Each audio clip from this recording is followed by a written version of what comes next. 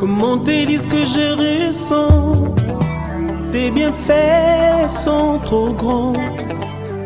Du fond de mon âme coule de larmes qui traduisent mes silences. Comment te dire ce que je ressens? Tes bienfaits sont trop grands. Du fond de mon âme coule de larmes qui traduisent mes silences. Bonsoir. Que ma vie soit une fleur, un parfum pour toi, Seigneur. Que ma vie soit une fleur, un parfum de bonne odeur. Devant toi je me répands, fais de moi ce que tu voudras. Devant toi je me répands, fais de moi ce que tu voudras. Père, nous te sommes reconnaissants pour ce que tu fais pour nous. Merci pour ta grâce, merci pour ta bienveillance, merci pour cette réunion. Merci pour nos vies, merci pour nos familles, merci pour ce que tu fais pour nous. Merci pour la respiration et merci pour la santé que tu nous accordes. Seigneur, quand le malheur nous arrive, nous ne comprenons pas très souvent ce à quoi tu nous appelles. Je prie au Dieu de gloire que tu nous en donnes l'explication pour chacun de nous. Je prie au Dieu de gloire pour les difficultés et les obstacles que traversent nos soeurs et frères, que tu leur donnes, Père de gloire, de surmonter avec ta force au nom de Jésus. Et je recommande au Dieu de gloire le cœur de chaque personne ici, notre âme et notre esprit entre tes mains. Que tout l'honneur, la gloire et la puissance te soient toujours à jamais donnés. Au nom du Seigneur Jésus-Christ. Amen. Veuillez donc vous saluer les uns les autres, les unes les autres, et rassurez-vous que vous connaissez le prénom de quelqu'un. Vous dites bonsoir, saluez-vous, saluez-vous. Et vérifiez que vous avez salué tout le monde dans la salle.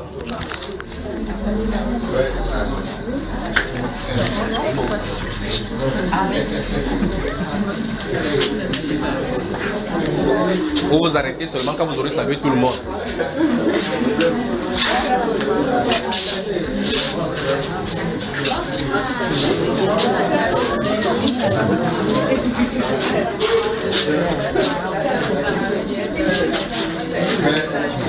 Ça va le frère? Ça va? Ça va le frère? Donc saluez-vous les uns les autres, les unes les autres. Moi il vous aide à tous saluer, non? Que Dieu bénisse, que Dieu bénisse. Il vous aide à saluer les femmes.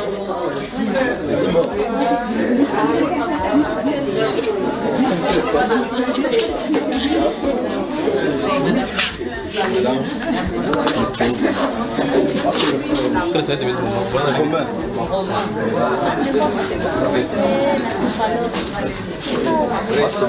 on s'en a salué, non?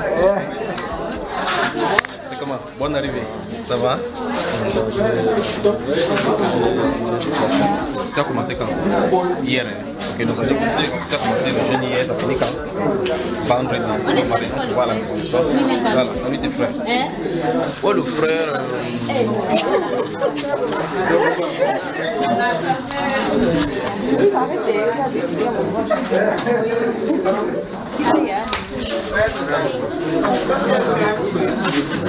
Il faut donner la carte mémoire, il faut donner ça à Charlène.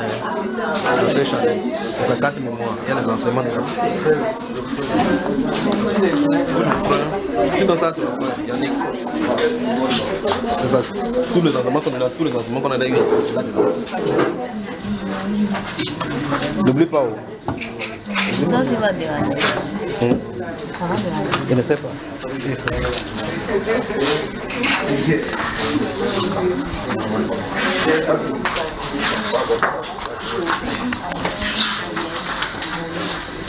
Vérifiez donc que vous avez le téléphone éteint pour que ça ne sonne pas lorsqu'on va commencer à travailler.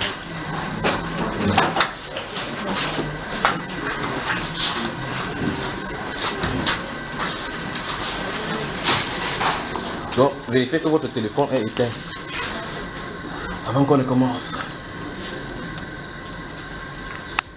Si vous avez des questions, vous posez. Si vous avez des questions, vous posez. Comme ça, on travaille.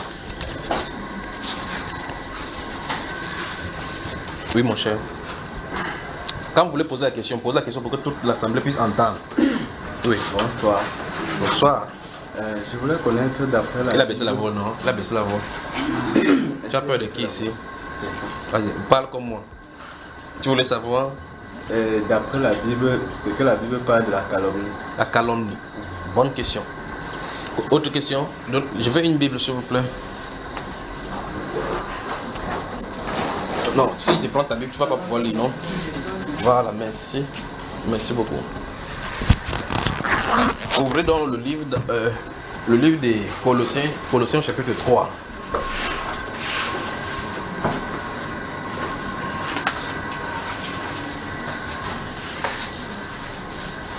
Donc, notez ces Colossiens chapitre 3.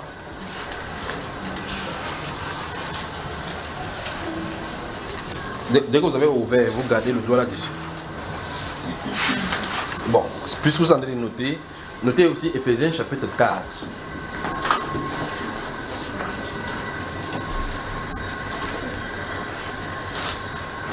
Ephésiens chapitre 4, les versets 28, 29, 30, 31. Donc le verset 27 à 31 d'Éphésiens 4. Je vais noter. Donc Colossiens 3, on va y revenir maintenant. Notez le psaume 101. Ça c'est par rapport à sa question qu'il a posée, d'accord? Psaume 101, verset 1 à 5.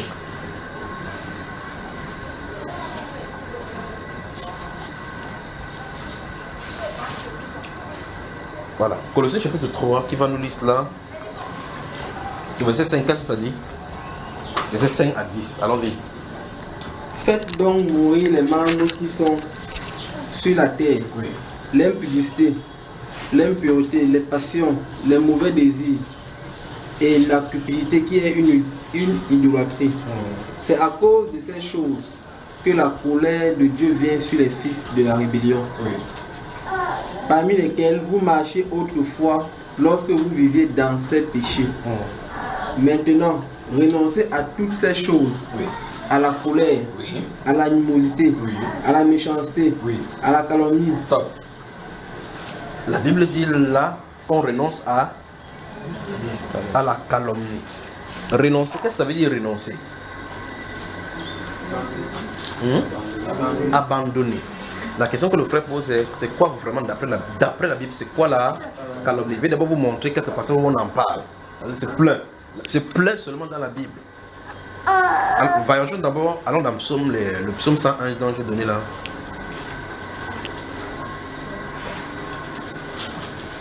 Le psaume 101.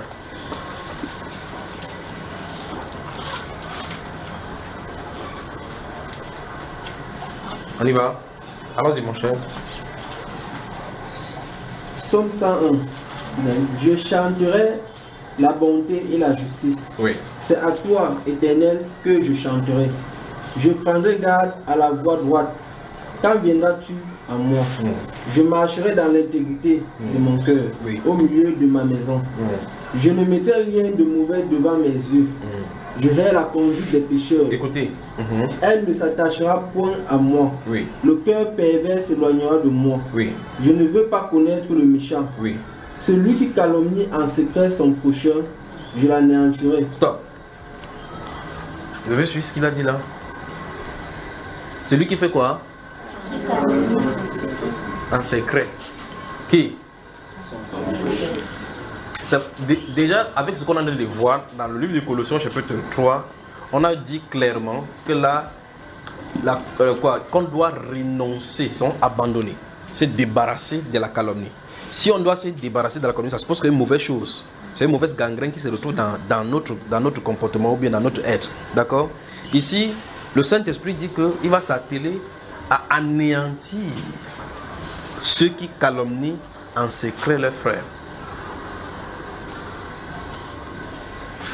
Vous remarquez que on a commencé dans le Nouveau Testament sous la grâce. Et là, sous la grâce, le Saint-Esprit a dit que renoncer aux moyens, ces façons que vous aviez de vivre, mauvaises façons que vous avez à vivre d'après votre vie passée. Qu'on renonce à cela, ça doit nous quitter. Et dans les psaumes, on disait, comme vous venez de lire là, qu'il va débarrasser du pays, anéantir ceux qui calomnient en secret leurs frères. C'est terrible, pas vrai?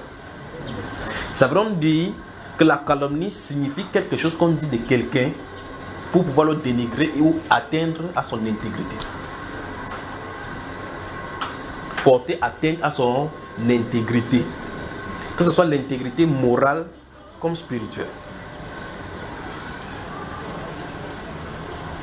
Lorsque par exemple, je vais prendre un exemple simple dans la Bible pour que vous compreniez. Vous connaissez l'histoire de Naboth. Vous connaissez la vigne de Naboth. L'histoire de la vigne de Naboth. Il s'agit de quoi?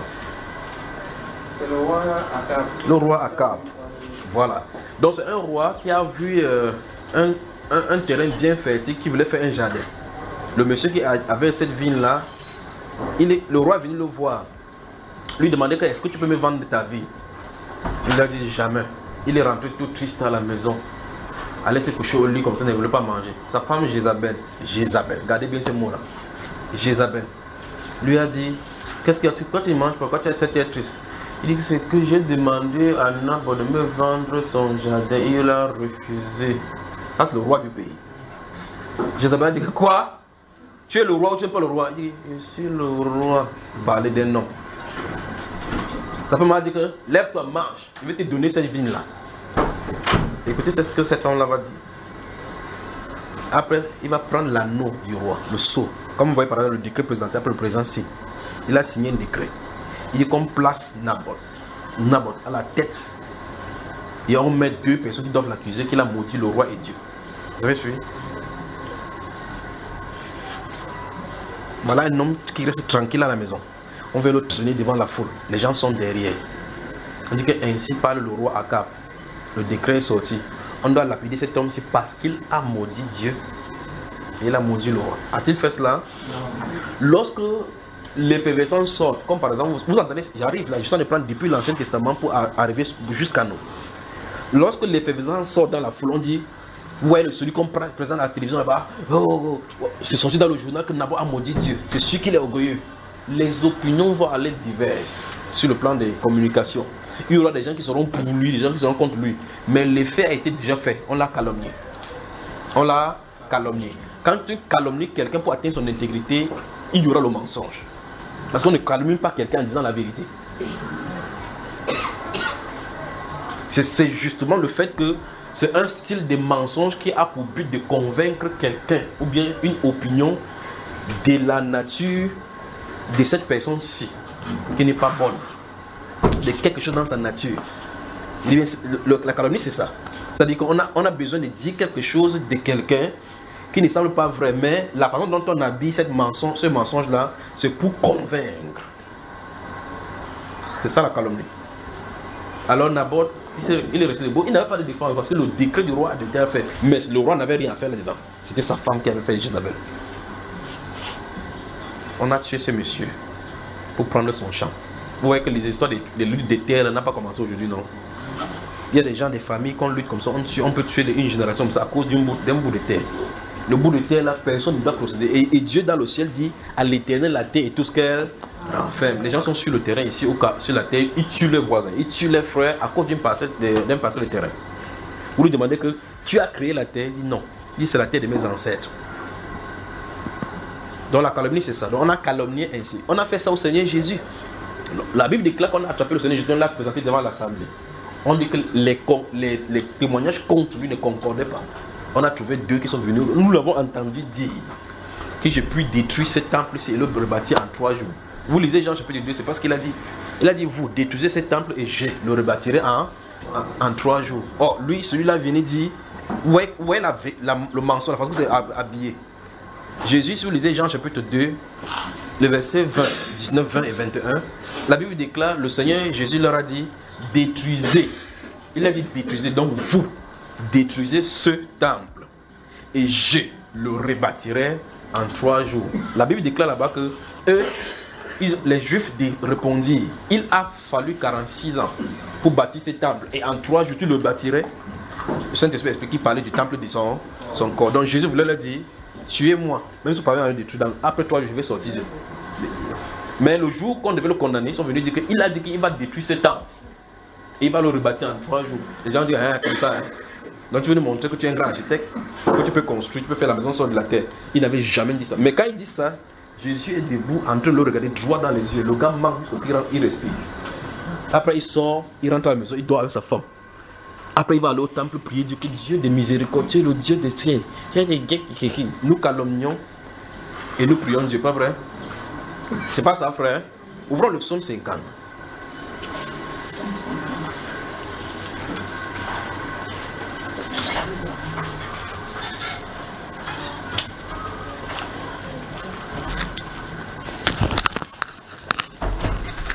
Que le Seigneur nous vienne vraiment en aide.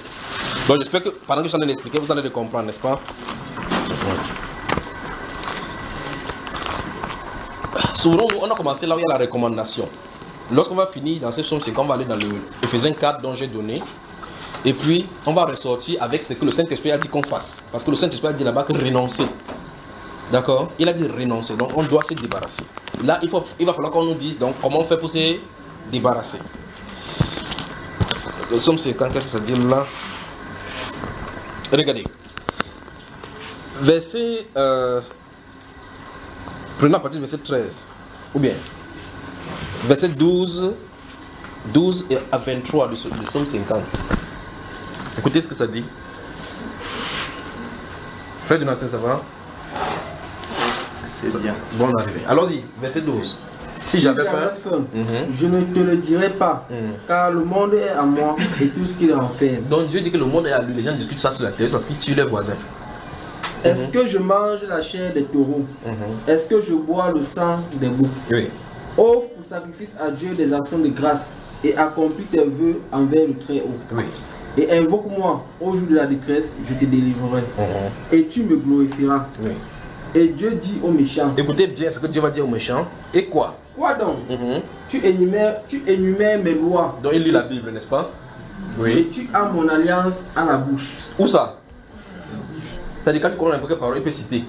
Dieu a dit dans la Bible que Dieu a dit allez multipliez-vous. Il dit ça dans la bouche. Aux méchants. Oui, continuons. Toi qui hais les avis. Il hait les avis. Donc tu le prêches de la même Bible, il dit que tu fous le camp. Que ça, c'est la tradition des Blancs. Les Blancs sont venus prendre notre culture. Mais quand il va boire, il te regarde, il dit que Jésus a transformé l'eau en... Il a pris ça où? Dans la Bible. Dans la même Bible qu'il dit que les Blancs ont... Il l'a inventé. Continue mon cher. Et qui jette mes paroles derrière toi. Derrière toi, il jette les paroles derrière. Si tu vois un voleur, tu te plais avec lui. Oui. Et ta part est avec les adultères. Oui. Tu livres ta bouche au mal. Oui. Et ta langue est un tissu de tromperie. Oui. Tu t'assieds et tu parles contre ton frère. Oui. Tu diffames le fils de ta mère. Donc la calomnie, c'est la diffamation. C'est ça. Tu t'assois. Tu pars rendre visite, tu portes tes pieds. Les femmes. Les femmes. C'est pour ça que la Bible déclare pour les femmes qu'elles apprennent à aller de maison à maison et à dire ce qu'on ne doit pas dire. Allez seulement dans un salon de coiffure où il y a les femmes. Vous vous asseyez seulement là-bas. Vous allez dire que yes, c'est comme ça qu'on nous déchire ici dehors. Il dit dans le salon de coiffure. Il ne sait pas ce qui ne va pas avec les femmes.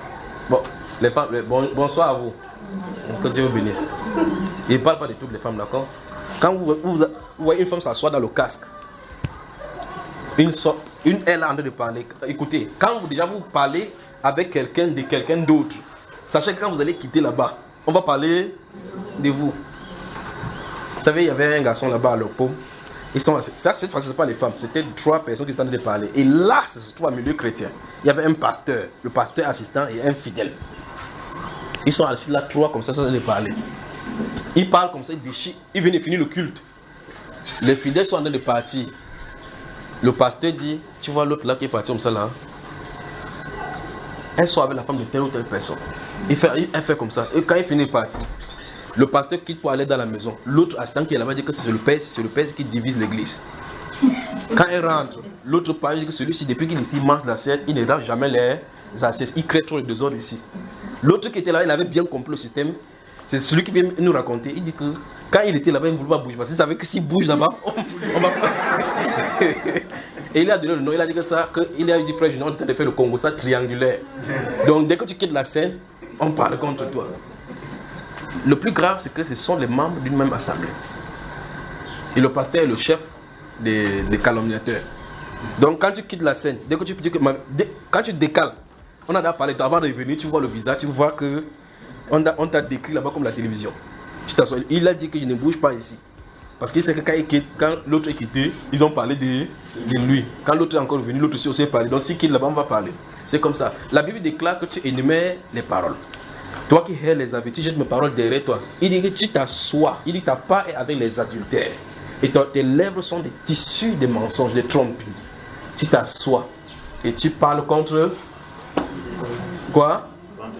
Tu diffames la calomnie. Voilà donc ce qui est écrit dans la Bible. Donc Éphésiens maintenant, livre d'Éphésiens pour cette première question et puis on va continuer. Vous voyez, si ces questions ne se sont pas posées et qu'on y va en traitant les choses à leurs racines, vous allez faire des choses et puis vous parlez à aller prier devant Dieu. Rien ne se passe. Les calomnies sont intimement liées avec les murmures. Les calomnies, c'est intimement lié avec les murmures. Intimement lié avec les haines. Prenez le temps seulement de lire les calomnies, c'est dont la Bible parle des calomnies dans le livre des Proverbes. Éphésiens, on va se passer devant là. Parce que on va finir, tu n'auras pas trouvé. Donc c'est quelque part là, Éphésiens. Là. Chapitre 4.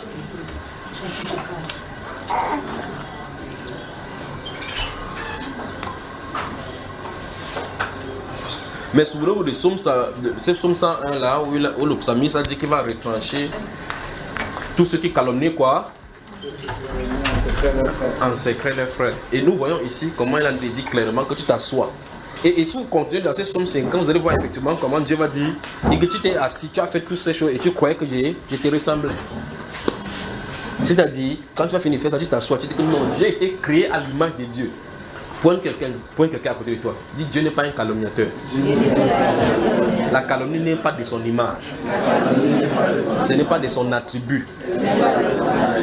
Donc Dieu dit dans ces psaumes 50 là, en finissant là-bas, il dit quoi? Il dit, tu as fait ces choses-là et tu t'assois. Tu crois que moi je te ressemblais.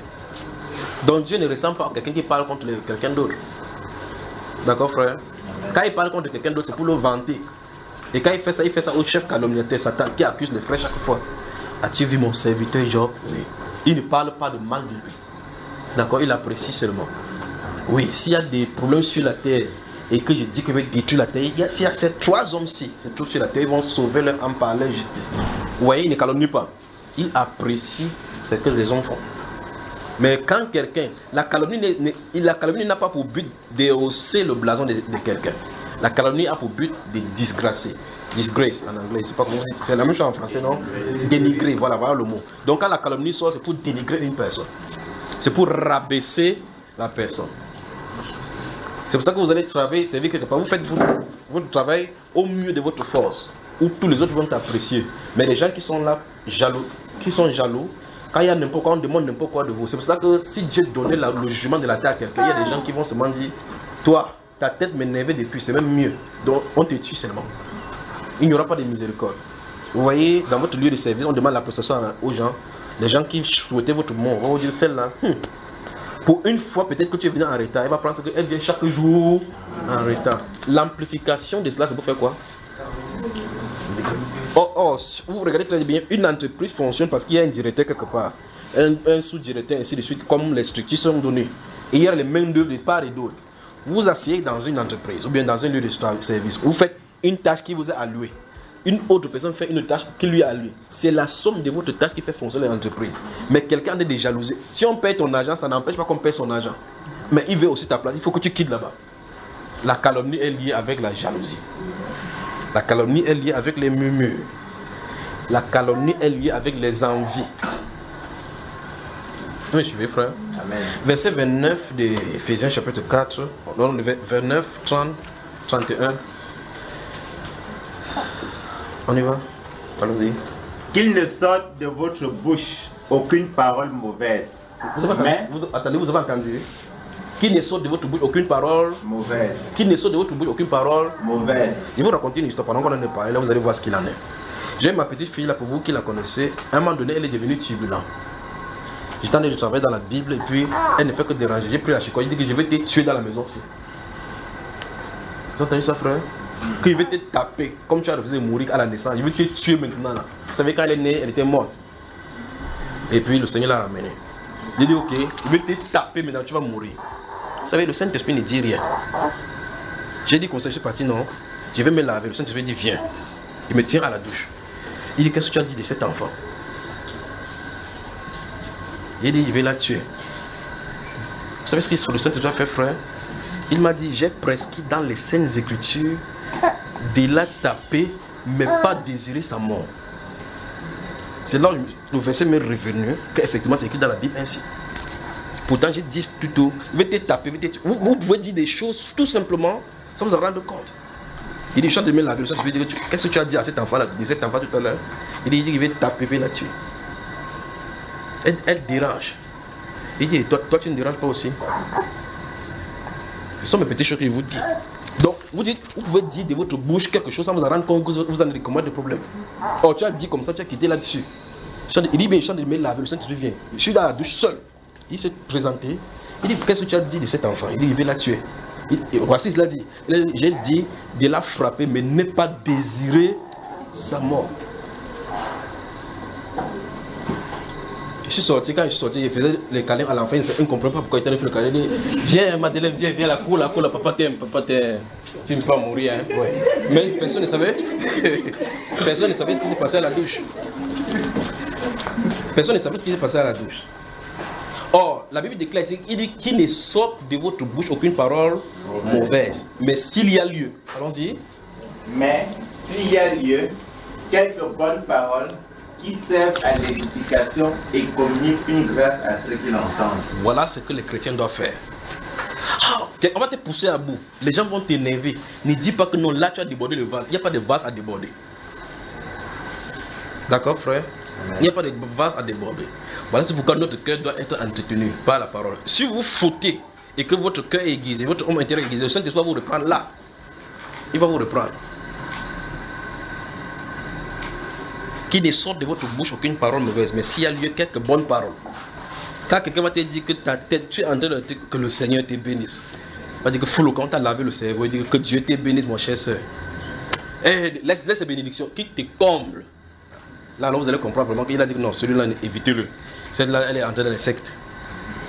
Mais pourtant, il y a des situations où normalement l'être humain doit réagir. Vous voyez? C'est-à-dire qu'on vous marche dessus, au point où vous sentez quelque chose monter en vous. Si cette chose monte en vous, au point où vous dites... Si vous faites ça, il vous faut la délivrance. Il essaie de vous indiquer des choses, des problèmes que nous traversons. Si vous arrivez au niveau où, quand ça ne va pas, vous faites le coup de poing pour taper au mur. C'est que le mur là représente la tête de la personne là. C'est ça la chose qui fait que quand vous tapez sur quelqu'un, vous tapez, dites qu'est-ce que j'ai fait? Parce que la Bible déclare que si tu presses la colère, tu dois devoir y en revenir.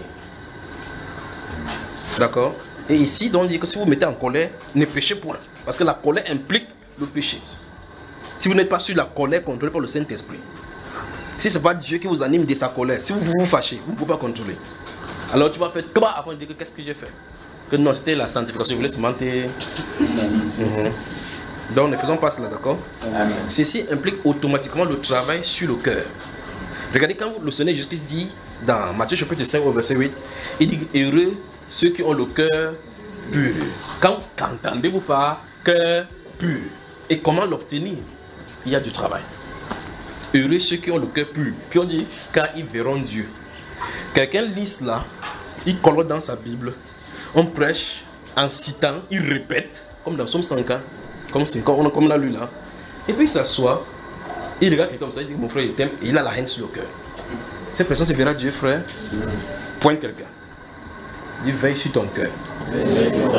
Ôte toute racine de ce qui peut te créer des troubles. Voilà. Donc le travail que nous devons faire en tant que chrétiens, c'est dans le cœur. Et le Saint-Esprit nous dit dans Colossiens, où nous avons commencé à lire tout à l'heure, verset 3, verset 5 et suivant, il dit quoi? Il dit renoncer au mensonge. Renoncer. Et que chacun parle selon la vérité à son prochain. Vous étant dépouillé du vieil homme et de ses œuvres. Que l'animosité, aucune calomnie ne sont pas mentionnées. La calomnie. Je suis en train de m'inciter sur calomnie. Parce que c'est la question qu'il a posée. J'aurais souhaité parler de ces choses-là, différentes épines. Il y a sur un arbre, et puis il y a des épines qui sont plus longues que les autres. Vous comprenez cela? La calomnie ici, c'est terrible. C'est terrible. Parce que ça englobe beaucoup de péchés. Si vous lisez votre livre dans le livre des Nombres, chapitre 14, et chapitre 16 particulièrement, chapitre 11, chapitre 14, chapitre 16, vous allez voir l'histoire de Myriam, Aaron et Moïse.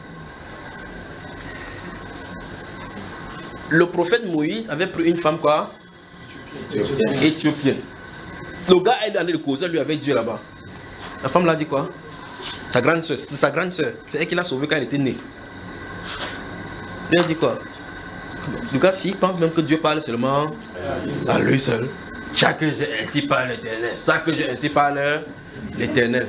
Dieu a convoqué l'assemblée en urgence. Il y avait l'état d'urgence spirituelle. Il s'est tenu là-bas, il est descendu dans le camp. Il a dit, écoutez très attentivement. Quand il y aura un prophète parmi vous, ce n'est pas des songes et des visions qui viennent parler. Mais ce n'est pas la même chose avec Moïse. Donc Moïse est à part. Pourquoi n'avez-vous pas craint de parler contre mon serviteur? Quand on parlait, Moïse était là. Moïse était dans l'adoration avec le Père. Ils ont parlé de l'autre côté là-bas. Ça n'a pas empêché que Dieu voie. Dieu n'est pas que quelqu'un qui va te concentrer. C'est pendant que vous faites le bruit là-bas, il n'entend pas. Moïse, si Dieu ne parlait pas cette affaire, c'est que l'histoire des Congo, ça devait rester entre qui? Aaron et sa soeur. Dieu les a convoqués là-bas. C'est là où Moïse comprend que par derrière, on a fait le Congo ça triangulaire sur lui. Vous savez ce qu'il a déclaré? La lèpre. Tu as envoyé la lèpre. Mais vous devez lire, quand vous lisez ces passages, vous devez vous poser la question, pourquoi la lèpre est venue sur Myriam et ça n'a pas touché Aaron? Vous avez médité là-dessus? On n'a pas encore réfléchi, réfléchissez maintenant. C'est pas ce qui crée la Bible, frère. Allons-y. Non.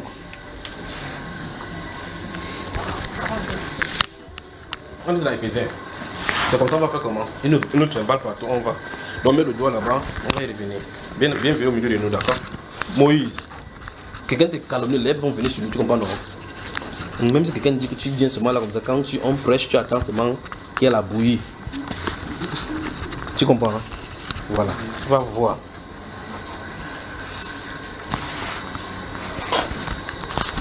Nombre, vous êtes dans le livre du Nombre. Ouvrez le chapitre 12. Nombre, le chapitre 12. Alors, si le frère du Nation veut nous prêter sa maison de demeure pour qu'on prie pour l'état et les situations difficiles demain. Donc, rendez-vous pour ceux, vous qui êtes malades, vous qui avez une situation chez le frère Donatien demain. Pour ceux qui ne connaissent pas la route, le voilà. N'essayez pas de m'appeler pour dire que frère Junior, on passe par où pour y arriver. Voilà la personne qui est à la maison, le voilà. Frère Donatien, lève la main, on te voit. Voilà le frère Donatien. Voilà. Vous avez entendu, non? Vous avez entendu, n'est-ce pas? Donc, quand il finit de me demander, pas, il dit c'est par où. Nombre chapitre 12. Écoutez, Marie, vous avez vu comment ça a commencé? Écoutez, Marie et Aaron parlaient contre Moïse au sujet de la femme éthiopienne qu'il avait prise. Oui, Moïse avait pris une femme éthiopienne. Quel est ton problème là-dedans? Ça a dérangé Dieu? Ça a empêché que Dieu lui parle? Dieu est venu dans l'assemblée dire que Moïse a échoué sa mission. Il a en train de prêcher que vous ne devez pas vous mélanger. Lui-même il a pris une femme éthiopienne. Dieu a dit ça. Il part. Ça devient maintenant l'objet de conversation. Faites attention. Si quelqu'un vient vers vous, voilà donc nous sommes touchés maintenant à la sortie de comment arrêter la calomnie. Si quelqu'un vient vers vous, il s'assied. Bonjour Marco, tu dis bonjour ma soeur. Ça va? La chose ici, c'est comme pour aimer. Tu dis que laisse aimer. Aimer n'est pas cordonnier. C'est comme ça que ça commence. Ta chaussure là est comme pour aimer. Ce n'est pas elle qui t'a donné ça par hasard. Maman. Quand ça commence comme ça, arrêtez ça rapidement. Ne permettez pas que quelqu'un vienne vous parler de quelqu'un d'autre si cette personne n'est pas là.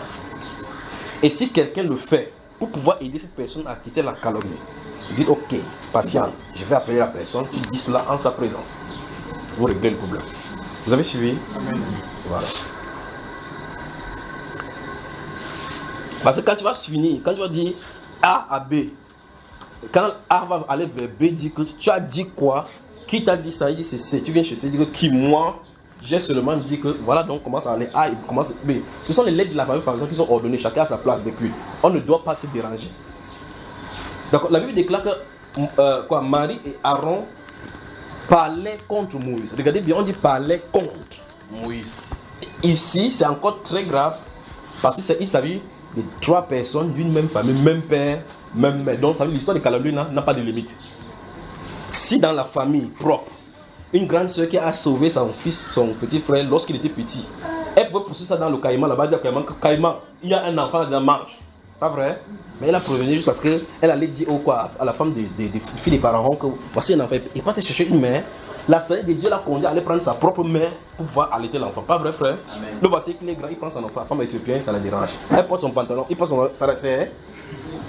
Hein, frère? Regardez encore verset 12. Marie et Aaron parlaient contre Moïse au sujet de la femme éthiopienne qu'il avait prise. Car il avait pris une femme éthiopienne. Ça, c'est la vie de Moïse. Ça te fait quoi, Marie? Verset 2.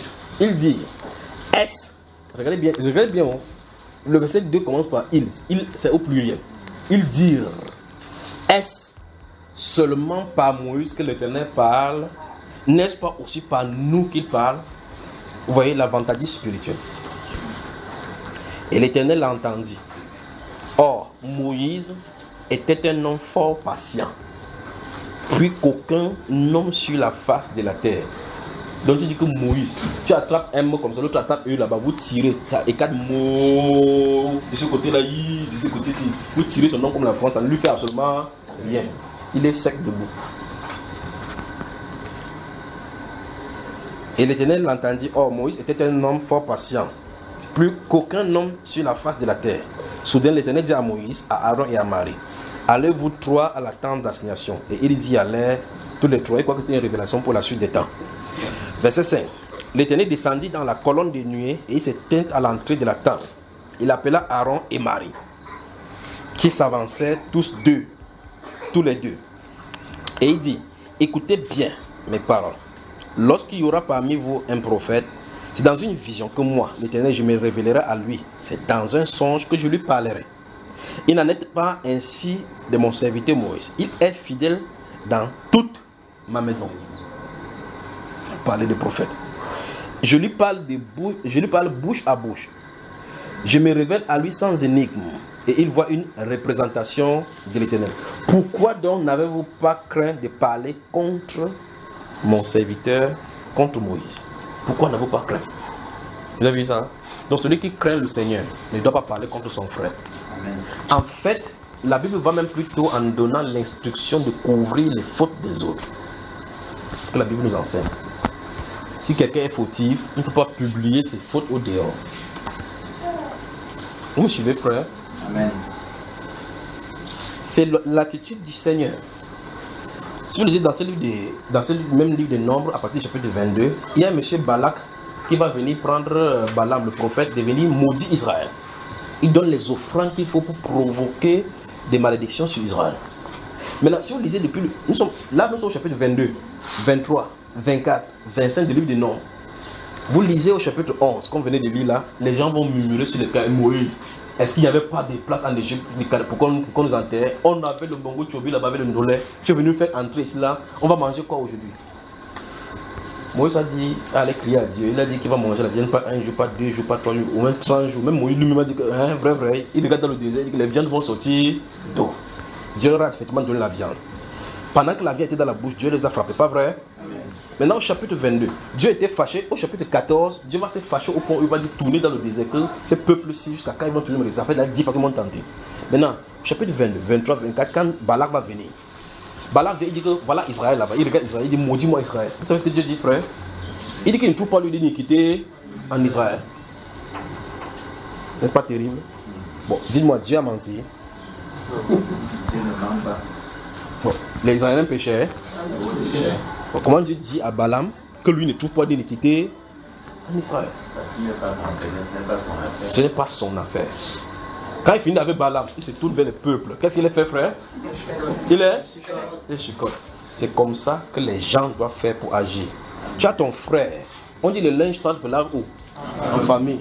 Vous savez, j'ai vu une publicité là. Je ne sais pas si c'est une comédie que vous envoyez sur WhatsApp. J'ai vu, il y a un garçon là qu'on appelle Edodo avec sa femme. Il bagarrait. Et puis un voisin a entendu le bruit, il est entré. Il dit, oh chérie, le voisin lui-même est resté comme ça. Il a dit, mais qu'est-ce que j'ai entendu ici? Il dit, chérie, il n'y a que toi. Zakola, c'est Zakola, ou Zak là-bas. Et puis quand le garçon est parti, ils ont encore dit, quoi? Vous voyez cette scène-là? Ça veut dire, quand vous avez un autre problème, c'est entre vous. Vous asseyez pour trouver la solution. Lorsque vous prenez déjà un problème, pour dire à une personne, vous ne savez pas à quelle personne là, cette personne va dire. Vous dites, je te dis ici, tu connais le type là, c'est un sorcier. Ne dis à personne, hein. C'est un quoi? Lui c'est quand même, comme ce qui a été dit là, c'est un. Ne dis à. Bon, si c'est un secret, pourquoi toi-même tu as dit? Si c'est donc un secret, on ne dit pas le secret. Parce que si tu savais que c'était un secret, tu ne dirais pas à une autre personne. Comme maintenant, j'ai des informations sur chacun de vous, que peut-être même vous ne connaissez pas, comme celle-là à qui il dit la dernière fois, mercredi ici, il disait, voici ce qui se passe, il y a l'oppression. Puis il dit, ça c'est le marabout, on a tourné quelque chose de rouge et de noir et on a donné. En dehors de ça, il y a des informations que j'ai sur elle la concernant. Mais vous parlez plus lieu que, vous cherchez le Saint et vous dites, Seigneur, donne-moi la grâce de faire telle chose. Il y a des gens que si Dieu dit que, que telle chose va se passer dans le pays, il dit ça c'est seulement pour toi, il va dire pour moi comment? Il va sortir là-bas partout, que quelque chose va se passer. Hein frère? C'est pour ça que Dieu travaille ton caractère. Travaille ton caractère. Voici donc pourquoi les prophètes utilisent les paraboles. Parce que les choses du royaume ne sont pas faites pour tout le monde. Il y a des gens qui vont écouter sans comprendre. Mais suivez, n'est-ce pas frère? Les gens écoutent comme ça. Ils disent bêtises. C'est que ça appelle bêtises là, quelqu'un entend dire que j'ai bien compris. Alors un prophète vient vers toi. Il prend son propre habit, il déchire, il te donne 10 pas. 10 pas. Qu'est-ce que l'habit a à voir avec le royaume? Parce qu'on te revêt de la majesté de domination. Voilà ce que ça symbolise. Vous me suivez mes frères? Alors, lorsque quelqu'un vient vers vous, il dit c'est un secret. Tu dis c'est un secret, garde pour toi. Ne me dis pas. Non, il veut seulement te dire qu'il faut que tu saches que je ne veux pas savoir. Je l'aime, oui, mais c'est que je ne dis pas ça pour la calomnier. Hein. En disant ça, tu es en train de calomnier. Ne sais pas. Si tu ne veux pas dire quelque chose, il faut seulement poser la question à la personne. Ce que tu vas dire là, c'est pour la hausser, c'est pour la féliciter. Il dit non, c'est qu'il m'énerve. Vous voyez que là, c'était pas pour la féliciter, pas vrai? Donc ne dites jamais rien, ne faites jamais cela. Parce que la Bible déclare qu'on va vous juger selon la mesure que vous serez servi. On va verser dans votre corps et votre corps va déborder. Parce que si vous dites quelque chose à quelqu'un, vous attendez, en allant là-bas, on a dit de toi que tu es homosexuel. Il dit qui moi? Qui a dit ça? Dis-moi, comment ça va le don? Je vais lui montrer lequel bois j'aimais. Tu fais même verser l'eau sur ton bois. Parce que ce que tu fais à quelqu'un là, Jésus a dit que c'est la loi des prophètes, c'est que fais à ton prochain ce que tu aimeras qu'on te fasse. Parce que comme tu dis le nom de quelqu'un, on dit aussi ta part, il ne faut pas te fâcher. Mais on ne doit pas rester au niveau de calomnie. Tu me calomnies, je te calomnie. Non. Le Seigneur dit au milieu de nous, ça doit disparaître. Amen. Vous comprenez? Amen. Continuons sur l'histoire des nombres ici. Regardez.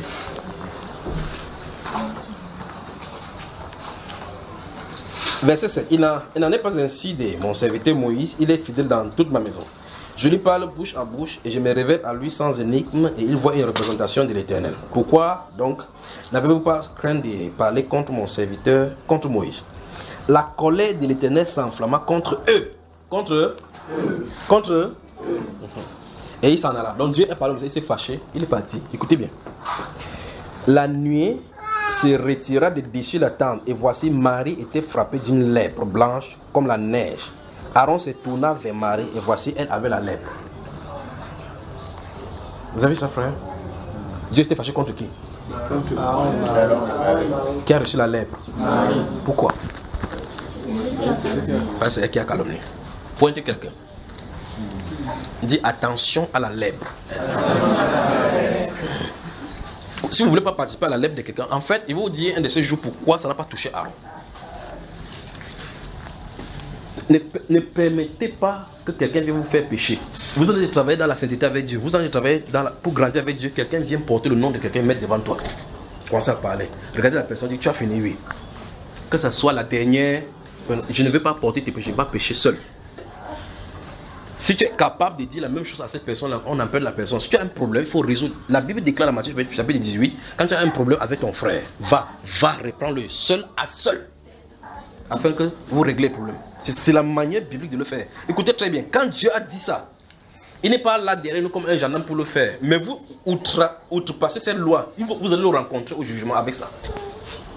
Même si vous essayez de tourner sur la terre avec votre façon et vous vous en sortez, devant lui, il n'y aura pas d'exception. C'est sa loi, ce n'est pas la parole qui va juger. Donc, si quelqu'un fait quelque chose sur la terre, tu peux dire à telle personne, et que toute la majorité avec toi, remarquez bien, quand toute la majorité a été avec ceux qui ont dit, toute l'assemblée a dit, waouh, qu'avons-nous encore de juger? 2 personnes sont venues témoigner contre Jésus, qu'il a dit ces choses, et c'était suffisant pour le condamner, non? N'est-ce pas, tout le monde était avec lui. Ces 2-là vont se positionner au jour du jugement, ils vont dire là au juge qui avait dit qu'il va être détruit. Ils vont dire ça. Mais ça veut dire que vous pouvez vous en sortir avec la justice humaine, en passant outre, en prenant votre main. Les gens sont d'accord avec vous. Mais regardez l'attitude du Seigneur Jésus, il est resté calme. Sachant que même si c'est justifié, ça ne servirait à rien dans cette assemblée. Si on vous calomnie, restez tranquille. C'est la solution. Quand on vous calomnie, ne vous justifiez pas. Restez tranquille. Que cette personne ait dit vrai de moi, que Dieu le bénisse. Qu'elle ait dit mensonge, que Dieu le bénisse et que Dieu ait miséricorde de moi. Voilà l'attitude. Ne participez pas avec le péché. Rentrons dans Ephésiens chapitre 4. Donc dans Ephésiens chapitre 4, nous avons lu verset 29, qu'il ne sorte de votre bouche aucune parole mauvaise, mais s'il y a lieu quelques bonnes paroles qui communiquent une grâce à ceux qui l'entendent. Donc quand quelqu'un va entendre une parole, regardez bien la différence entre calomnie et la grâce. Cette parole d'édification, c'est que quand tu dis quelque chose à quelqu'un, c'est pour le rehausser, pour l'édifier, pour pousser cette personne à aller de l'avant. D'accord? La calomnie, tout au contraire, joue et dénigre une personne. Quand quelqu'un vient, hey, mon frère, j'ai eu un songe aujourd'hui. Tu es sûr que ce n'est pas un démon qui t'a parlé? La personne, quand elle aura son songe encore un jour, elle va encore te dire. Continue ici, frère. N'attristez pas le Saint-Esprit de Dieu, par lequel vous avez été scellés pour le jour de la rédemption. Oui. Que toute amertume, 1, toute animosité, 2, toute colère, 3, toute clameur, 4, toute calomnie 5 et toute espèce de méchanceté 6 disparaissent du milieu de vous. Amen. Amen. Vous avez entendu? Vous êtes prêts donc à ce que cette chose-ci soit avec nous? Amen. Je veux que tu te tournes, tu regardes ton frère, ta soeur, tu regardes bien les yeux dans les yeux quand il te regarde. Il n'est pas dit moi, je suis ton frère, je suis ton voisin, mon frère. Regardez bien, regardez-vous bien. Dis mon frère, ma soeur, oui. Aimons-nous les uns les autres. Tu ne peux pas dire que tu m'aimes. Tu me calomnies en secret. Vas-tu encore me calomnier? Que Dieu bénisse. Fermez les Bibles. Quand je vous dis chaque fois que, quand vous dites à quelqu'un que est-ce que vous obéissez à la parole de Dieu, il dit non, non, non, il connaît seulement 2 seuls commandements. Aime ton prochain comme toi-même. Moi j'aime mon prochain. Il dit ah bon, hein? Oui. Je prends aimer ton prochain comme toi-même. Je prends 1 an pour détacher, aimer ton prochain comme toi-même. Tu vas voir effectivement que tu n'as jamais aimé. Voilà un exemple. Tu peux dire à quelqu'un je t'aime, et puis de l'autre côté tu en as parlé de lui, tu l'aimes, tu aimes la personne. Mais quand on va te dire sans parler de calomnie, tu vas dire non, je l'aime, je ne veux pas du mal. Et puis quand on va quelque part pour chercher une histoire, on voit que tu avais mis ta bouche dans l'histoire de quelqu'un. C'est pas ça, hein? Donc faisons attention. Faisons attention. Des questions? Merci frère pour ces questions, ça va dehors, non? Bon, maintenant à ce rythme-là, tu as déjà calomnié. Tu as bien calomnié, n'est-ce pas frère? Ouais, comment il bouge la tête, oui, j'ai bien calomnié. Mais tu n'as plus calomnié, non? Non, non. Ben voilà. Si quelqu'un vient vers toi pour parler, tu vas faire comment? Non, non, je le chasse. Tu le chasses? Oui, oui. Mais c'est qu'il va aller dire ça quelque part encore. Oui, oui, il continue. Pas avec toi. Oui. Quand même, on peut, si ça en vient, il n'y a pas de problème, non? Tu calomnies en bien quoi? Donc si tu parles de quelqu'un en bien. Oui. Mais c'est ce qu'on a vu ici dans la Bible. Mais il ne faut pas que tu replaces que tu veux parler en bien. Dieu n'a pas demandé que tu fais le talakou de quelqu'un. D'accord? Voilà. Des questions?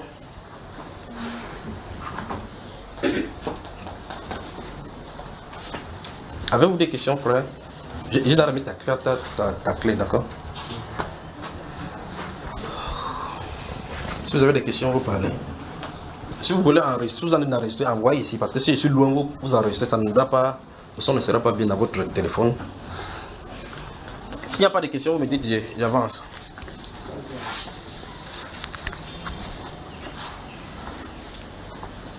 J'ai une question. Oui.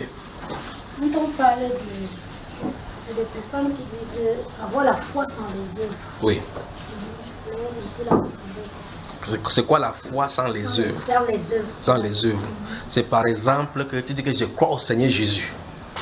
Et que c'est fort, tu pars chez le marabout. Ton œuvre montre que tu ne crois pas au Seigneur Jésus. Quand on croit au Seigneur Jésus, on croit en lui. Ça, tu comprends? On dit, si tu as la foi, tu n'as pas les œuvres. Ça suppose que l'œuvre de ta foi, c'est quoi? Tu dois prouver que tu as foi en Jésus. Si par exemple, le médecin t'annonce que tu as quelque chose, ou bien on dit qu'il y a quelque chose que tout le monde est en train de mourir, la seule possibilité de faire, c'est au village. Pendant qu'on dit comme ça, d'autres personnes disent qu'ils puissent aller prendre. Est-ce que toi, tu vas tenir? Tu vas tenir? Comme tu as vu qu'il y a quelque chose qui ne va pas, non? Donc, vous pouvez tester si votre foi. Vous connaissez l'histoire qu'il vous raconte ici d'un monsieur qui était dans le lit. Il y avait 5 lits dans l'hôpital. Il y avait la mort. Le premier jour, la première personne de le lit est morte. Deuxième jour, l'autre personne est morte. Troisième jour, il a constaté. C'est lui seul qui a constaté. Les gens ne constataient pas parce qu'il mourait. Alors, il était au fond là-bas. Il a vu que avant c'est telle personne qui est morte. Donc, il savait clairement qu'après celui-ci, c'est celui-là. Il s'est levé, son pied ne marchait pas. Il a dit que si vous ne me faites pas sortir, c'est moi-même. Que quand la mort va venir sur le lit, là, après avoir pris celui-là, elle ne va pas me trouver. Vous voyez? Il a eu la foi, il a compris que non, là, ça ne va pas. Il faut qu'il quitte. Mais maintenant, si vous êtes chrétien et que Satan inspire des choses dans votre famille, souvenez-vous de ceci. Soit vous êtes totalement avec Jésus, soit vous n'êtes pas avec lui du tout. Il a dit, mon juste vivra par la foi. Il ne faut pas que ça arrive à un niveau, tu dis, oh, quelqu'un va venir te dire, si tu veux, reste là. Je connais quelqu'un qui disait comme ça, qui prie. Et puis ça l'a pris. Il dit, hey, l'affaire là, ça peut vrai, ça peut prendre. Tu connais tel nom, c'est pas elle qui était ancienne d'église, oui. Elle était ancienne d'église comment? La Bible interdit aux femmes d'être des pasteurs, donc elle est déjà sous la coupe de Satan. D'accord? Mais la foi, c'est ceci. J'ai cru et je parle. Voilà la foi. Alors la foi sans les œuvres principalement, c'est de dire que je crois au Seigneur Jésus. Quand les moments difficiles arrivent, tu prends une autre tournure. Parce que c'est dans les moments difficiles que la foi est testée et validée. Et souvenez-vous, vous ne savez pas que quand le moment difficile va venir, bam, Jésus va réagir. Il se pourrait qu'il te laisse que ta foi soit éprouvée jusqu'à la fin. Vous suivez ça? Il peut même permettre que tu meurs. C'est ce que, en dernier lieu, vous dites, il y a des gens, je connais des cas. Il s'assoit comme ça, on dit que voici le remède traditionnel, je ne bois pas. Quand il dit il ne boit pas, son corps tremble encore davantage. Quand vous sortez, le remède traditionnel le prêche. Il guette comme ça là, le corps guette. Et puis les voix commencent. Si tu ne bois pas, tu vas mourir. Après tu entends, Seigneur Jésus, c'est toi qui as créé le plan. Vous voyez cela? Vous allez être restauré. Vous allez être restauré physiquement. Mais vous êtes coupé à la source sans vous en rendre compte. Vous connaissez l'histoire d'Abed de Shadrach et Meshach, non? C'est bien de prêcher dessus. C'est bien de parler. Leur part était l'adoration d'une statuette. La confrontation de leur foi était l'objet de leur confrontation, de leur test, était au sujet de la statuette. Ils étaient 3. Tout le monde, dit la Bible, s'est prosterné. N'est-ce pas? Ça suppose que les sacrificateurs qui lisaient la Bible, ce sont ceux qui enseignaient la Bible aux gens, ce sont... Ils ont dit que la Bible dit dans Exode 20 que tu ne te prosterneras pas. Mais Dieu va comprendre que c'est un cas urgent. Pas vrai? On a dit, au son de la trompette, si quelqu'un ne se prosterne pas, les gars, le feu n'était pas loin. Le feu était là. Tu ne fais pas d'envoi là-dedans, tu brûles comme le bonga. Quand on a fait pour, les gens sont prosternés. Le père dans le gosse, il dit, hé, baisse-toi. Baisse-toi. Il dit, papa, il ne me prosterne pas. Parce qu'on dit, tout le monde sait.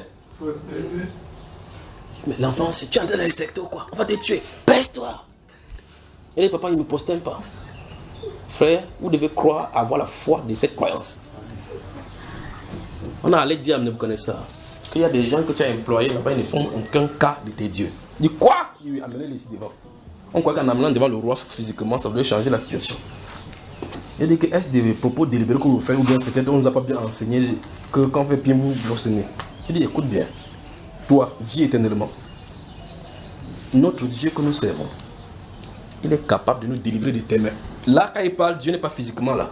Parce que la foi, c'est au-delà de ce qu'on voit. Le Dieu là n'est pas physiquement là. Ce qui est physiquement là, ce sont les armes. Ce qui est physiquement là, c'est le feu. Ce qui est physiquement là, c'est qu'ils sont dans le territoire ennemi. Donc tout était en leur défaveur. Le roi dit que fait, allez Salomon. Oh, tout le monde s'en va prosterner. Le père dit que je t'avais dit, prosterne-toi. quand les gens qui prêchent la Bible au moment de la foi se prosternent, vous pensez que quel est le résultat dans les cieux? Le lendemain, quand ils vont aller à la synagogue, on dit que le Dieu d'Abraham, le Dieu d'Isaac avait fendu la main, non? Avait fendu la main. Ça, la Bible devient pour eux de l'histoire. La parole de Dieu, c'est la parole vécue au quotidien. Ce n'est pas une parole pour raconter les histoires. Quand vous écoutez une parole, vous devez être éprouvé à ces paroles-là. La parole de Dieu est éprouvée. Vous comprenez cela? Amen. Il a dit que nous n'existons pas dessus. Et même si notre Dieu, c'est la plus grande des paroles de la Bible ici, même si notre Dieu ne nous délivre pas de tes mains. Vous voyez cela? Ça veut dire qu'ils sont allés jusqu'au sacrifice suprême. Ça veut dire qu'ils préfèrent mourir que de mettre juste leurs genoux au sol devant une image. Ça, c'est pour eux. Pour eux, c'était l'image. Alors, quotidiennement, pour vous, devant quoi vous prosternez-vous au détriment de la parole de Dieu? Toute chose qui confondent votre foi et dont vous tombez en faisant ce qui est contre cette parole-là, vous venez vous prosterner devant le statut de Nebuchadnezzar. Et donc, votre œuvre ne suit pas votre foi. C'est de ça dont il est question. Parce que quand vous lisez l'histoire de Nebuchadnezzar, l'histoire de Abed-Nego, chacun a ça chaque jour. Parce que c'est la parole de foi qui doit les éprouver. Alors chaque fois que nous passons, chaque jour que nous passons, après avoir écouté la parole, vous lisez la Bible, vous devez confronter ça dans la société. Vous êtes dans une situation où on va dire, madame, vous devez payer, c'est-à-dire la corruption, pour passer. Si vous ne le faites pas, tout le monde va passer sauf toi. Ça fait quoi, non? Il faut comment donne seulement 500. Seulement 500. Sur le plan spirituel, ce n'est pas le problème de 500. C'est le problème que tu attribues la gloire que tu dis professer à un royaume satanique. Tu fais les œuvres de Satan. On va revenir sur cela, les œuvres diaboliques. Vous voyez cela? En faisant cela, tu professes de ta bouche que je vis dans la vérité. Mais dans la pratique, tu vis autre chose. Tu t'es prosterné devant Nebuchadnezzar, devant sa statue. Donc, la foi sans les œuvres, c'est un sujet que chacun doit vérifier. Est-ce que je vis la foi dans la foi en prouvant? Tu dois prouver. Parce que dans ce livre de Jacques, chapitre 2, il a parlé d'une preuve de ce que nous aimons le Seigneur, de ce que nous avons cru. D'accord? Il dit, si quelqu'un dit qu'il a la foi et qu'il n'a pas les œuvres, cette foi peut-elle la sauver? Parce que si vous faites la corruption, vous vous en sortez dans une des épreuves. Un de ces jours, vous allez avoir besoin d'appeler l'objet de votre foi, le Seigneur Jésus. Il ne pourra pas venir parce que vous ne tenez pas bien. Or, il pouvait intervenir pour le cas de Nebuchadnezzar. Il pouvait intervenir pour le cas de Daniel dans la fosse au lion. Parce qu'il avait eu confiance. Au point où le roi lui-même a dit, Daniel, puisse ton Dieu. Le roi ne pouvait pas le délivrer. Daniel, puisse ton Dieu que tu sais quoi? Avec t'es délivré. Frère, s'il avait dit comme ça et que Daniel jouait double vie, les lions devaient faire quoi? Les lions ne devaient pas savoir si ton cerveau a la science dedans. Si tu as le doctorat, le lion s'en fout de ton doctorat. En tout cas, si tu as mis ça dans la poche, il déchire avec ça. Mais la foi, c'est un bouclier. Bouclier. Alors il a envoyé l'ange là-bas, ferme la gueule des lions. Il s'est tenu là au milieu des lions. Pas vrai, frère? Parce qu'il a eu confiance au Seigneur. Sa confiance, c'est pas que j'ai confiance à toi. Il ne s'agit pas de faire des coups de poing comme ça qu'on le prend. Il faut que j'ai pris. Ça n'est pas la foi, ma foi, je déchire le ciel, déchire. Quand tu ouvres les yeux, tu vas voir que les cieux ne sont pas déchirés. La foi, c'est vie et c'est pratique. Alors confrontez donc votre croyance avec la façon de vivre. Si on vous annonce quelque chose qui est mauvaise ou bien qui semble contraire à ce que vous devez expecter. Je crois que nous avons parlé ici de la foi hybride, bien de la correction de notre foi, c'est ça, non? Donc imaginez, dans ce jour-là, il vous disait que vous avez une chose que vous allez faire selon la volonté de Dieu. Vous dites, Seigneur, par ta Bible, je vois dans ta Bible que Josué, dans Josué chapitre 10, verset 13, il a prié que le soleil arrête-toi sur Gabon. Le soleil s'est arrêté sur Gabon. L'autre a prié, Élie a prié, il a fermé le soleil, la pluie, que la pluie ne tombe pas au nom de Jésus. Et puis tu sors, tu finis ta vie comme ça là, tu guettes dehors, tu regardes comme ça, c'est noir. Tu prends ton parapluie, tu pars. Qu'est-ce que tu viens de faire, frère? Quand tu prends ton parapluie, tu passes. Le parapluie, on te dit quoi? Qu'on essaie. On peut comme ça que Dieu n'a pas écouté ma prière. Pourtant, la Bible déclare que nous avons auprès de lui cette assurance que si nous demandons quelque chose selon ça, il nous écoute. Et si nous écoutons, nous posons là. Mais parce que toi, tu veux voir si la pluie s'est arrêtée. Et tout pour sortir. Or, si tu faisais faire comme ça, comme c'était noir, ça devient brillant. Tu vas dire que merci Seigneur, parce que tu as vu. Mais comme le soleil, le Nimbus Columbus est encore la noire, tu dis qu'on ne sait jamais. On ne sait jamais. Parce qu'on ne peut pas voir au-delà de ce qui se passe. N'est-ce pas mes frères? Pas vrai. Quand Dieu a dit quelque chose et que vous savez que c'est vrai, vivez tout simplement. Vous qui avez été ici, je crois que j'ai raconté ça plusieurs fois à l'Opom, quand nous étions encore à l'Opom, nous étions là-bas en plein air. On avait déposé la nourriture de la Pâque comme ça, pas vrai? Il était en train de prêcher. Et nous sommes en plein avril là. Et la pluie, c'est noir. On est en plein air. Et puis dans la chambre, il était en train de prier. Le Saint-Esprit dit, descends, il ne pleut pas. Vous devez croire entre Dieu et la météo. Entre Dieu, la météo et la réalité que vous voyez. Les gens sont assis. Frère Bodo, tu étais là, hein? Qui était ici? Qui était là? Et toi, tu étais là. Ok, vous étiez là. On s'assied comme ça là. Pendant que je prêche, en fait, personne parmi eux ne sait pas ce qui s'est passé dans la chambre pendant que tu allais prier. J'ai ma Bible devant moi. Je parle, je vois que je constate que les regards qui sont sur moi, c'est pour interroger que frère, tu ne vois pas ce qui est. Donc les regards m'interrogeaient, que tu ne vois pas ce qui est en haut là. Je vois les regards, je suis en train de prêcher, que la Pâque, si, je vois, maman Tanya me guette comme ça là. Et pendant qu'on est, pour ne pas faciliter la tâche, le Seigneur permet que quelques gouttes de pluie tombent sur quelqu'un. Ouais, quand on ferme ça, chacun ferme sa Bible. J'ai ma Bible seule. Chacun ferme la Bible, il arrête son sac comme ça pour dire, si ça dégage, on fuit, on entre dans la maison. Je suis debout, il fait comme s'il ne voit pas, il continue à prêcher. Et puis à un moment donné, il me suis arrêté, il dit, ça devenait intense. Je pose la question au Seigneur, tu as dit que ça ne devait pas pleuvoir. Il continue à parler. Il ne trompe pas. Je continue seulement. Il m'a dit, si vous regardez cette vidéo, il dit que merci Père. Et puis je vais vous expliquer ce qui s'est passé ici, pas vrai? Après qu'on a fini là, la pluie n'est pas tombée. Quand on a fini, j'ai mis le pied aux escaliers, il a dit que dis-le, il ferait mieux de courir. Quand il a dit tourne-toi pas, je me suis tourné, il a dit Seigneur, tu peux descendre, tu peux lâcher. Frère, ça a déclenché un système de pluie avec le tourner, pas vrai frère? Je n'étais plus là-dessus. Il a dû arrêter la pluie à cause de la scène qu'on devait faire. Bon, maintenant, imaginons qu'il avait dit comme ça fait il dit non, c'est sûr que Dieu s'est trompé. Portons un peu les choses, mettons à la maison à l'abri. Si vous allez faire votre scène là-bas, ce sera pour vous. Il faut honorer Dieu. Même si vous partez, ça vous mouille. Il faut honorer Dieu. Il faut honorer. Quand l'apôtre Pierre a dit, Seigneur, si c'est toi, fais que je vienne. Il a dit, viens. L'apôtre Pierre a réfléchi. Quand il a mis le pied sur l'eau, il n'a pas marché, frère. Il a quand même fait 2 pas avant que l'humanité l'a rattrapé. Il a quand même mis au moins quelques pas. Il n'a pas dit, Seigneur, il y a une planche là où tu marches. L'eau là est devenue solide. Il a posé la question là, frère. Est-ce que c'est normal que tu mets le pied dans le liquide, tu commences à marcher sur le liquide? Donc c'est pas normal. Alors, c'est cette folie qu'avait l'apôtre Pierre de sortir du bateau. Il dit bien, c'est cette folie qu'avait l'apôtre Pierre de sortir du bateau. C'est comme ça qu'il faut marcher avec le Seigneur. Parce que la foi croit aux choses invisibles, impossibles, incroyables, les exploits. C'est comme ça. N'essayez pas de mettre le paracétamol à côté. Que Seigneur, je prie sur ces médicaments que tu me guéris au travers de cela. Ne lui dites pas le don de guérison du médicament. N'essayez pas ça, ça ne marche pas comme ça. Vous savez, il y a des gens qui disent que c'est un papa, quand j'étais à l'université, j'étais en train de poser des questions. Ils sont dans un groupe qui ne croit pas à la guérison divine. Il dit, ok, est-ce qu'aujourd'hui, s'il y a quelqu'un qui a la maladie, est-ce qu'on peut prier la personne guérie? Il dit que si j'ai ma maladie, j'achète le médicament, je prie dessus. Il dit, tu pries qui? Il dit Dieu. Donc ça dit que Dieu passe par les médicaments pour te guérir. Donc comme il est tellement faible maintenant qu'il est obligé de passer par ces médicaments pour te guérir. Donc on peut pas prier directement et guérir. Vous savez, mais il a fallu que ça, une semaine pour qu'il me réponde. Il est allé sur une feuille, son pasteur lui a répondu, il a noté comme ça là. Il est venu me lire. J'ai eu pitié de tout ce qu'on peut faire. Quelqu'un lit sa Bible. Le Seigneur Jésus dit que voici, je vais donner le pouvoir de marcher sur le serpent. Il voit ça. Il peut demander à son pasteur que c'est encore valable aujourd'hui. Donc quand Jésus avait dit ça, il avait donné à son pasteur qui disait. Vous voyez ce que je suis en train de dire, n'est-ce pas? Alors cette personne, si se tient devant vous, vous dites, tu crois au Seigneur Jésus? Il dit oui, il croit. Comment tu sais que tu crois au Seigneur Jésus? Parce que là, tu n'as jamais vu Jésus que physiquement. Ce n'est que dans la Bible. Et là, il dit, voici les miracles qui accompagnent à ceux qui auront cru. Tu as cru? Il dit oui. Tu peux prier pour quelqu'un guéri? Il dit non. Ce n'est pas pour notre jour. Donc la croyance pour notre jour, pas l'autre aussi. Ouais, là, on est, n'est-ce pas? La foi hybride.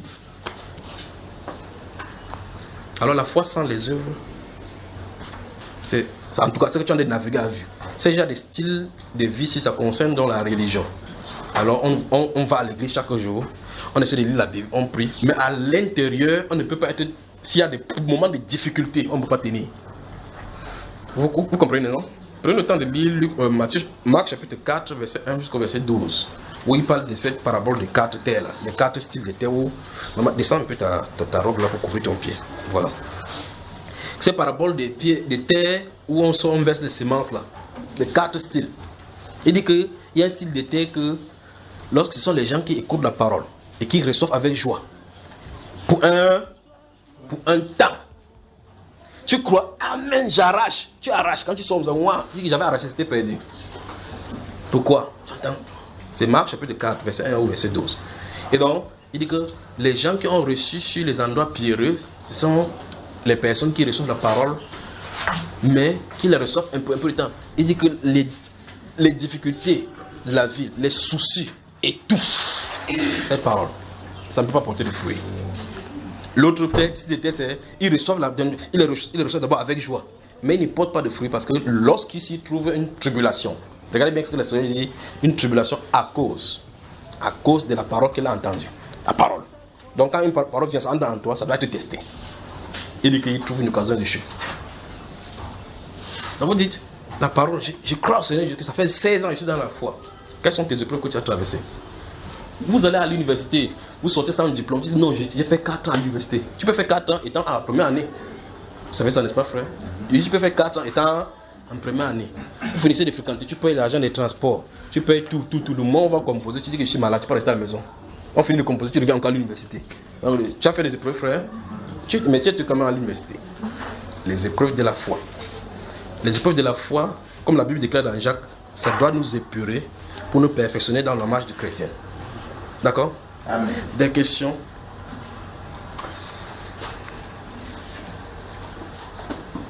N'allez pas croire que le fait que vous lisez la Bible, ça fait quelque chose contre Satan. Jamais. N'allez pas croire cela. C'est que cette parole-là quitte la Bible et vit dans votre cœur, comme le Seigneur dit dans Jean chapitre 15, verset 7. Si vous demeurez en moi et que mes paroles demeurent en vous, voilà la condition. À cette condition-ci, il dit demandez ce que vous voudrez, cela vous sera accordé. Maintenant, qu'est-ce que vous allez voir? Vous allez voir quelqu'un qui va dire que frère Junior, quand on souffre, il faut lire quel psaume? Va chez le pasteur, que le pasteur donne-moi les psaumes qu'il veut réciter pour dormir. Donc il veut les versets qui baissent les gens. Il n'y a pas le verset qui baisse les gens dans la Bible. C'est le style de vie. Le style de vie. Dans Proverbe chapitre 3, si vous lisez le verset 13 jusqu'au verset 20, il dit que si tu recueilles la parole, tu les gardes dans ton cœur, ça c'est l'ornement de ton cou. Quand tu vas te coucher, tu ne dois pas redouter la terreur des méchants, l'attaque soudaine des méchants. Il dit quoi? Parce que le Seigneur sera quoi? Ton assurance. Il va veiller sur toi et ton pied ne heurtera pas contre les pierres. Donc ça veut dire que pour que les sorciers viennent t'attaquer la nuit, ils t'attaquent tout simplement parce que la Bible est à l'extérieur de toi. Voilà pourquoi.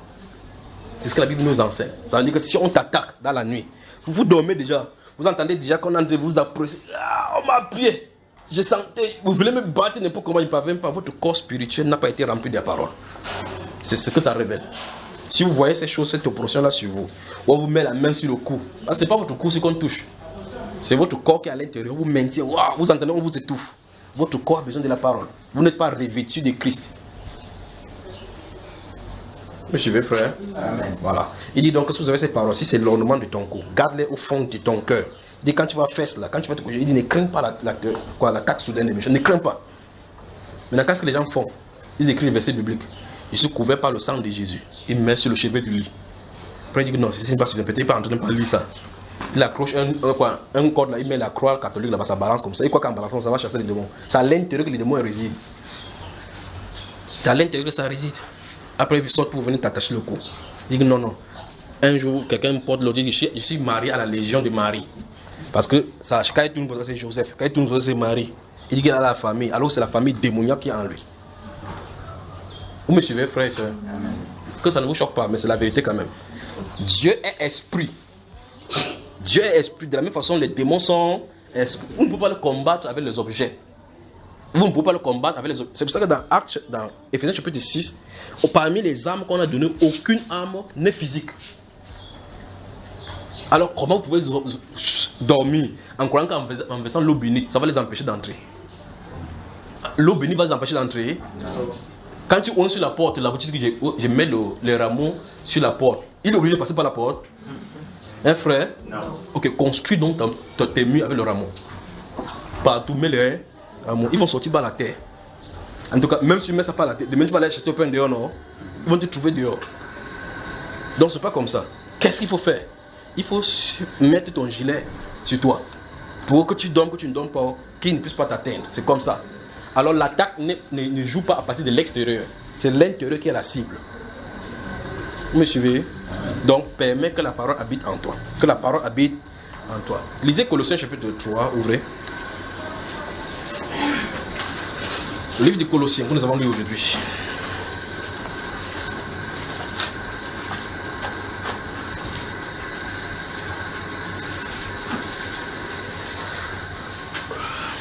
Donc demain 9h, n'est-ce pas? On se voit à 9h. 9h. Ceux qui ont des problèmes là. Vous qui venez de Bafoussam, ceux qui ont des problèmes de maladies là, 9h. Au sortir d'ici, vous prenez le numéro du frère là, vous qui ne connaissez pas son nom, vous qui ne connaissez pas sa maison, demandez. Il n'y a pas demandé que tout le monde vienne. Il dit que ceux qui ont des problèmes, parce qu'il vous connaît. Vous allez sortir, allez porter tout le monde, m'amener là-bas. Voilà. Ok. J'ai dit Colossiens quoi déjà?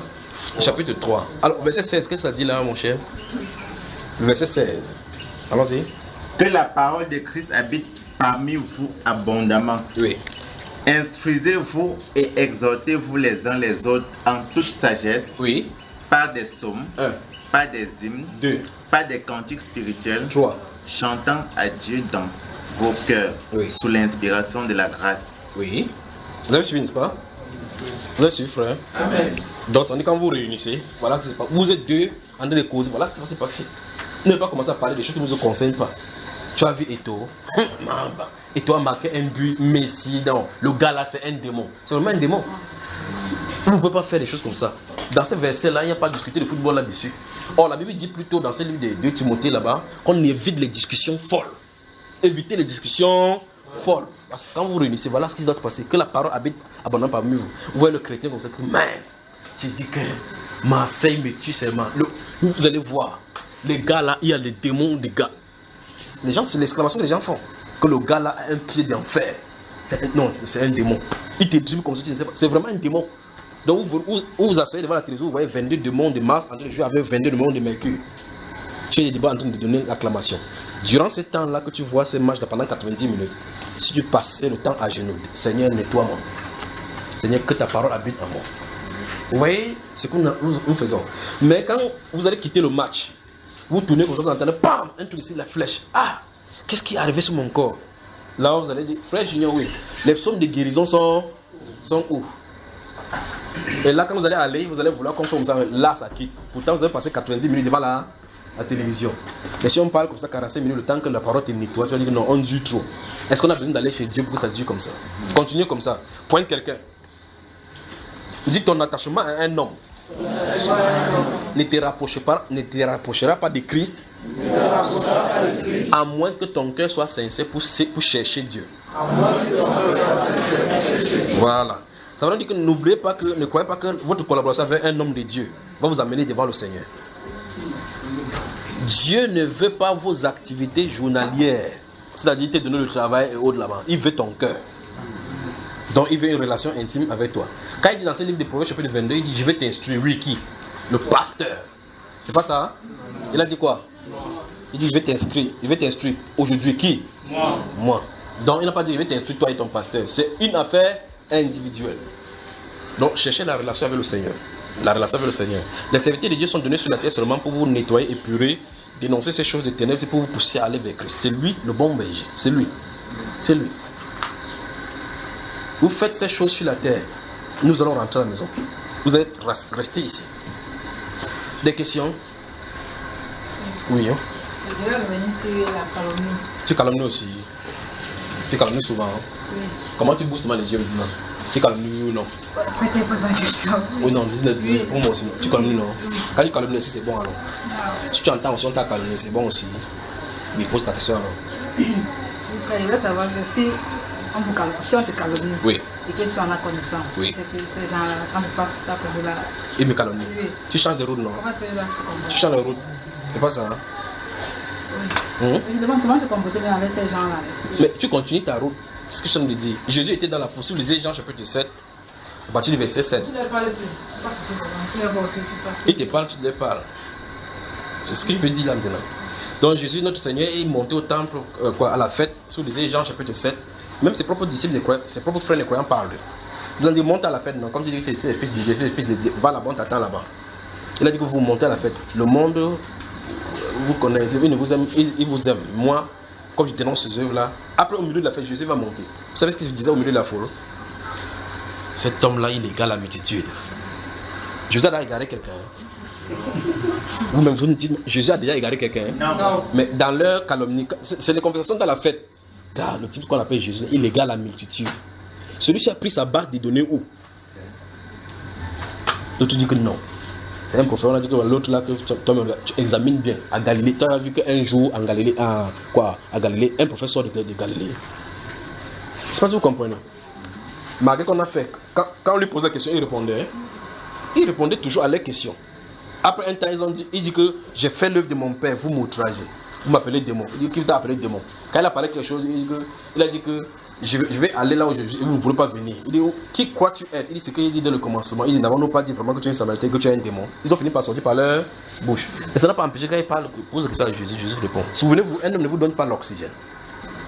Un homme ne vous donne pas l'oxygène. Donc la respiration, si. Ce n'est pas un homme qui vous donne. D'accord? Et un homme en réalité n'a pas le pouvoir de vous l'enlever. C'est Dieu. Donc c'est lui qu'il faut craindre. Alors c'est pour ça qu'il vous dit, si quelqu'un vous calomnie, priez pour la personne. C'est la solution. D'accord? D'accord? Des questions? Oui. Jean chapitre 3, oui. Attends que les gens puissent entendre.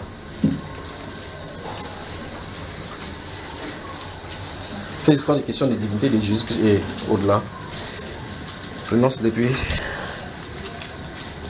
Verset 13. Personne n'est jamais n'est monté au ciel. Oui. C'est né celui qui est descendu du ciel. Oui. C'est l'homme qui est dans le ciel. Question. Il demande, l'homme ici est mis pour qui? Non, c'est pas l'homme qui est mis là-bas. Regarde ce qu'il écrit. Le fils de l'homme. Tu ne peux pas séparer fils de l'homme, parce que c'est une appellation. C'est fils de l'homme. Maintenant, pose ta question. Tu vois que tu as la réponse, non? Des questions? Tu as des questions, mon cher? Oui. Psaume 126. Oui. Le verset 6. Oui. Le psaume 126, verset 6.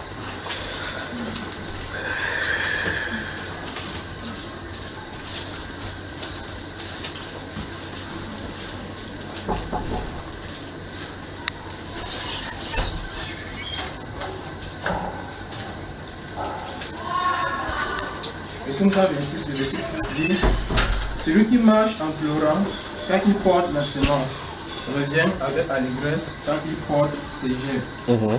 Je me comprends. C'est-à-dire que tu as un épi de maïs. Tu as faim. Et deux choses l'une. Soit tu grilles ça, tu manges. Tu es en train de me suivre? Regarde-moi bien. Tu as l'épi de maïs. Il y a la famille. Tu as deux choses à faire. Soit tu mets ça à terre, ça se multiplie, tu patientes. Ça va te faire pleurer du fait que la semence est partie. Mais quand tu vas voir la multiplication que ça va te donner, tu vas te réjouir, tu ne te souviendras plus de ce qui s'est passé comme mal. Voilà l'explication. Voilà l'exemple. Maintenant, quelle est ta question? Il y a le mot la semence. C'est comme semence de maïs, là, comme il dit tout à l'heure, là, par exemple. Comment, frère? On dit la semence. Ça peut être des arachides. Pour le frère de Nasser, ça peut être le maïs. Pour l'autre, ça peut être le haricot. Si ça part que tu as un sac d'haricots, tu vois que si mange le sac d'haricots, si vous avez acheté le riz déjà. Vous avez acheté le riz. Vous avez gardé le riz. Achetez le riz. Finis ta question là, et puis parle. Oui, ça va, non? En tout cas, la question c'est qu'est-ce que ça veut dire, non? C'est ce que ça veut dire sommairement là-bas pour le moment. Soit tu manges ton maïs, ou tu sèmes. Voilà. S'il n'y a pas de questions, vous me permettez de parler maintenant. Il n'y a plus de questions. Après ça, il ne prendra plus les questions.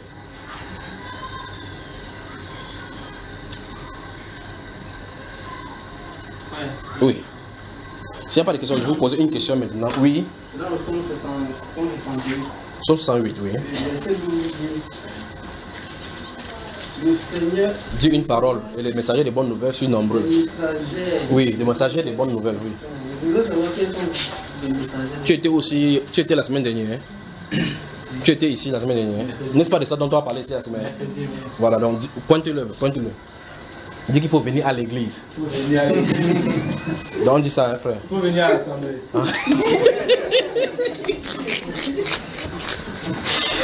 Ouais, l'église a dit non, l'assemblée. Bon. Donc l'assemblée maintenant c'est un lieu, l'église n'est pas un lieu, tu parles. Ok, des questions? Donc il faut retrouver la réponse de ça dans la forteresse des pasteurs, d'accord? Des questions, posez toujours des questions. Maintenant, si vous n'avez pas de questions, moi je vais vous en poser, mais je vous donne une lecture de la Bible et puis on prend la question. Ouvrez Jérémie.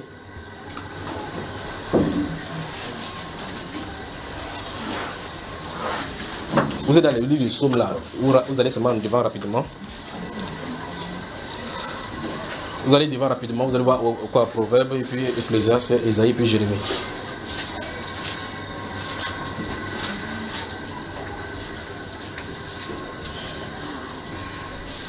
Le chapitre 7. Donc vous allez lire, je vais vous faire lire, puis je vais vous poser ma question. Chapitre 7. Chapitre 7 de Jérémie. On finit cela, on prend une pause de 2 minutes, puis je vous parle. Verset 21, qu'est-ce que ça dit, mon cher? Ainsi parle l'Éternel des armées, le Dieu d'Israël. Ajoutez vos holocaustes à vos sacrifices et mangez-en la chair. Oui. Car je n'ai point parlé avec vos pères. Oui. Et je ne leur ai donné aucun ordre. Oui. Le jour où je les ai fait sortir du pays d'Égypte. Oui. Au sujet des holocaustes et des sacrifices. Oui. Mais voici l'ordre que je leur ai donné. Stop. Donc d'après ce qu'on a lu là-bas, Dieu dit clairement qu'il n'a jamais parlé des offrandes, d'offrir des sacrifices. C'est ce qui est écrit dans Jérémie. Il veut qu'on me réponde. Qui parlait donc dans Genèse, Exode, Deutéronome, Lévitique, Nombre. Voilà ma question. Donc vous cherchez. Fermez les Bibles. On prend une pause et puis on revient.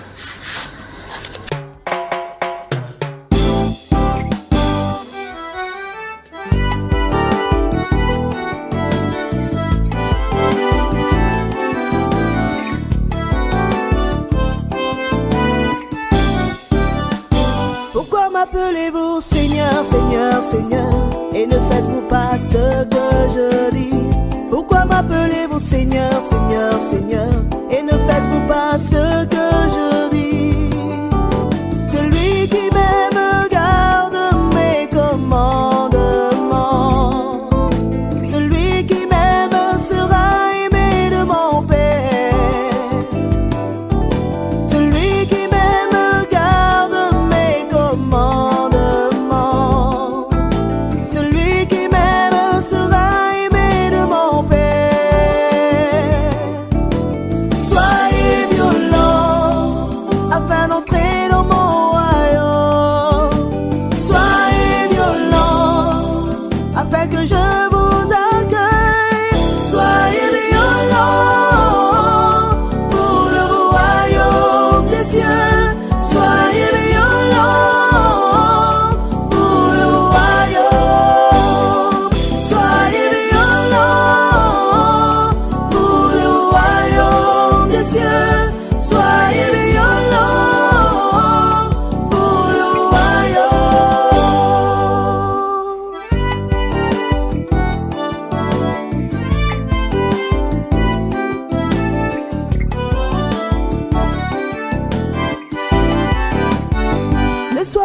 Ceux qui écoutent la parole sans la mettre en pratique. Ne soyez pas de ceux qui écoutent la parole sans la mettre en pratique. Ce sont ceux qui la pratiquent qui seront jugés.